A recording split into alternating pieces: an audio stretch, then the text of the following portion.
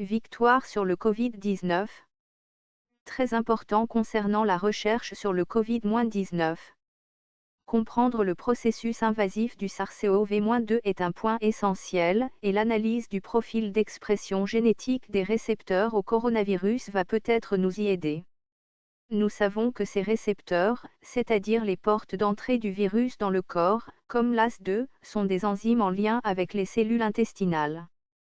Les coronavirus modifient constamment leur mode de liaison durant leur évolution, et la cible potentielle dans les poumons varie elle aussi, mais pas dans l'intestin grêle où elle reste constante. Les cellules de la muqueuse intestinale, entérocytes, pourraient donc constituer un réservoir pour les coronavirus. Or ces récepteurs pourraient être plus nombreux en cas d'excès de bactéries non symbiotiques. 1.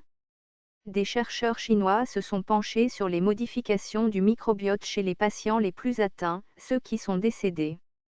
Le séquençage du microbiote a révélé une diminution significative des bifidobactéries et des lactobacilles, principales familles de bactéries symbiotiques, ainsi qu'une augmentation de bactéries opportunistes telles qu'Orinobacterium ou Ruthenibacterium. La sévérité de l'hypoxémie, manque d'oxygène transporté dans le sang, était fortement corrélée au taux élevé de cellules immunitaires et de marqueurs de l'inflammation. 2. Le cercle vicieux entre l'hyperinflammation et la dybiose intestinale semble constituer un risque élevé de détresse respiratoire fatale.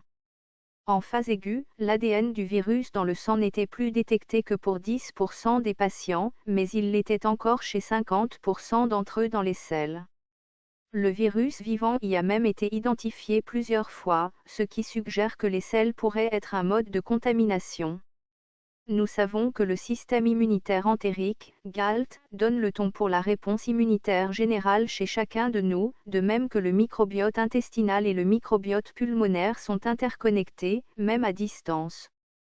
Les lipopolysaccharides, LPS, molécules produites par les bactéries à Gram-négatif, entraînent l'instauration d'un climat pro-inflammatoire dans l'ensemble de l'organisme. Les individus dont le système immunitaire réagit trop ou trop peu ont la plupart du temps un écosystème intestinal perturbé, avec une distribution anormale des familles microbiennes, une perméabilité excessive de la muqueuse et une tendance à l'inflammation systématique. L'alimentation, le mode de vie et l'environnement sont clairement impliqués. Les personnes âgées ne sont pas seulement dénutries.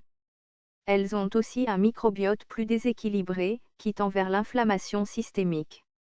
On comprend dès lors pourquoi cette population paie le plus lourd tribut aux attaques virales.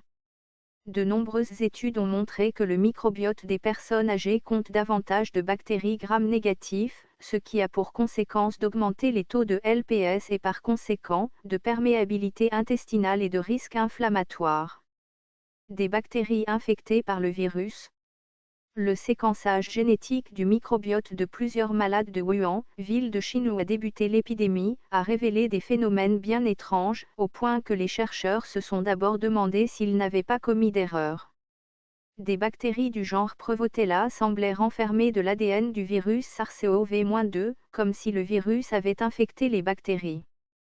3. Peu avant, le séquençage du microbiote de 6 patients d'une même famille à Hong Kong, gravement infectés, montrait des quantités importantes de Prevotella dans leurs selles. Ces observations, reproduites depuis dans d'autres pays, suggèrent que le SARS-CoV-2 se comporte donc comme un bactériophage, un virus infectant les bactéries. 4. C'est ce qui pourrait expliquer les variations importantes de la charge virale d'un test à l'autre chez une même personne, comme si le virus se cachait quelque part. L'hypothèse qui se dessine est que le virus infecte les bactéries, qui deviennent alors virulentes, provoquant notamment l'inflammation parfois fatale. L'étau se resserre lorsqu'on apprend que les infections impliquant Prevotella sont déjà connues pour provoquer des symptômes respiratoires, y compris aigus. 5. En France, un enseignant en sciences s'est lancé dans une tentative de démonstration qui pourrait passer pour farfelue si elle n'était pas aussi documentée. 6. Il soulève le fait que les enfants, très peu concernés par l'épidémie, ont un microbiote pauvre en Prevotella. À l'âge adulte, ce genre bactérien, qui fait partie de la flore commensale, devient beaucoup plus représenté. davantage chez la femme que chez l'homme d'ailleurs, alors que les statistiques montrent que les femmes sont moins touchées par le Covid-19. Leur système immunitaire serait, dans cette hypothèse, plus habitué à tenir Prevotella en respect. Le séquençage du microbiote sur de plus larges échantillons de la population nous permettra de découvrir s'il a raison. Cela montre, au passage, l'intérêt de la science participative qui permet à des non-chercheurs, parfois de simples citoyens passionnés, de soulever des questions judicieuses. S'il s'avère que le Covid-19 est bien une infection mixte à la fois virale et bactérienne, alors l'intérêt d'associer l'hydroxychloroquine et l'antibiotique azithromycine, consacré par le Pr Didier Raoult, prend tout son sens. En particulier, l'azithromycine est active sur Prevotella et sur les microbes intracellulaires. Les probiotiques pourraient s'avérer utiles. Dans la gestion du Covid-19, l'Université de médecine de Zhejiang a mis en place, avec de bons résultats, une stratégie dite des 4 anti et 2 équilibres, antiviral, anti-choc, anti-hypoxémie, anti-infectieux, maintien de l'équilibre électrolytique et de l'équilibre microbiotique. Un traitement multidisciplinaire et individualisé a été appliqué à chacun pour augmenter l'effet thérapeutique. L'anxiété et la peur, très présentes chez les personnes atteintes du Covid-19, étaient accompagnées en médecine traditionnelle chinoise. Plusieurs patients ont montré une dybiose intestinale avec une diminution notable des bifidobactéries et des lactobacilles. Un soutien micronutritionnel de l'intestin a été proposé à tous, avec administration de probiotiques et de prébiotiques, pour rétablir l'équilibre et prévenir le risque d'infection secondaire. 7. L'antibiothérapie était, quant à elle, réservée aux personnes avec un long parcours de maladie et des fièvres répétées. La souche Lactobacillus plantarum, en agissant sur le mucus intestinal, a permis d'empêcher l'infection des cellules épithéliales par les coronavirus dans une étude sur modèle animal. 8. Dans des maladies inflammatoires chroniques, l'ingestion d'un complexe probiotique à haute concentration permet en outre de réduire les taux plasmatiques de cytokines pro-inflammatoires et d'augmenter les taux de cytokines régulatrices de l'inflammation, avec des modifications du microbiote fécal par rapport au groupe contrôle.